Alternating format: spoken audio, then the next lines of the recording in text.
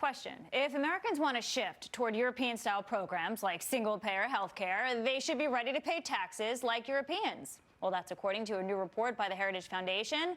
Let's take a look at that report. It compared the take-home pay of workers making $40,000 in Europe with the same income right here in the U.S., and it shows the Europeans taking home, look at this, nearly $6,000 less. We bring in Kristin Tate of Young Americans for Liberty. Thank you for joining us, Kristin. Thanks for having me, Lauren. The biggest question is if we have examples of European-style taxes and European-style policy not working, why are we moving down the same path here? It's a great question. The Democratic proposals like free college, Medicare for all, and these massive climate change programs would fundamentally alter the U.S. economy and punish working people in the form of higher taxes. And these claims that you can pay for these big government programs by only raising taxes on corporations and billionaires, that is an overt lie. You have Elizabeth Warren claiming that she can pay for many of her promises by only raising taxes on corporations and billionaires and through a wealth tax, but her own advisors have admitted that a wealth tax would only raise about $2.75 trillion in the first decade.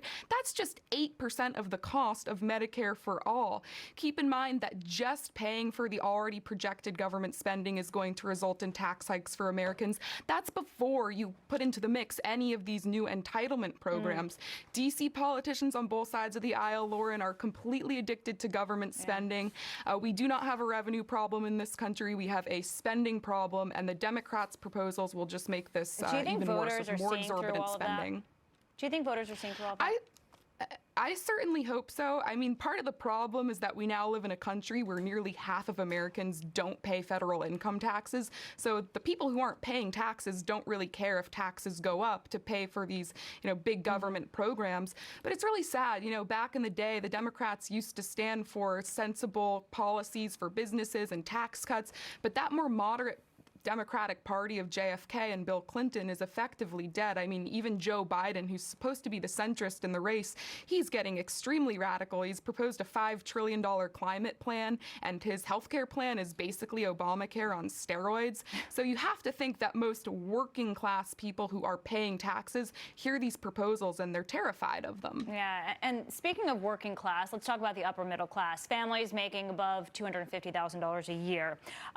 The federal appeals court in New Orleans is going to weigh the constitutionality of Obamacare now that the individual mandate has been repealed.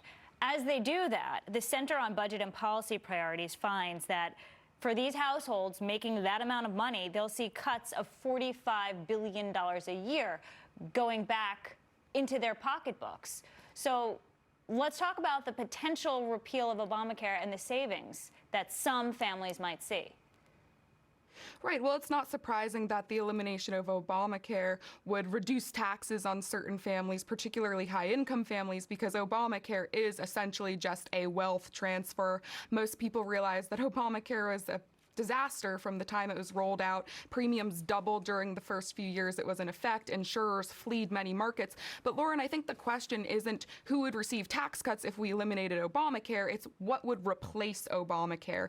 And we know that Democrats want to institute Medicare for all, which would result in tax hikes across the board. Medicare is already subject to overspending, fraud, and endless bureaucracy. So I have to think that adding another 250 million people to that system would be a recipe for disaster. But, Republicans really have not done a good job at articulating what their alternative would be. And of course, they missed their opportunity to repeal and replace. All right. Kristin Tate, well said. Thank you very much. Thanks, Lauren. All right, guess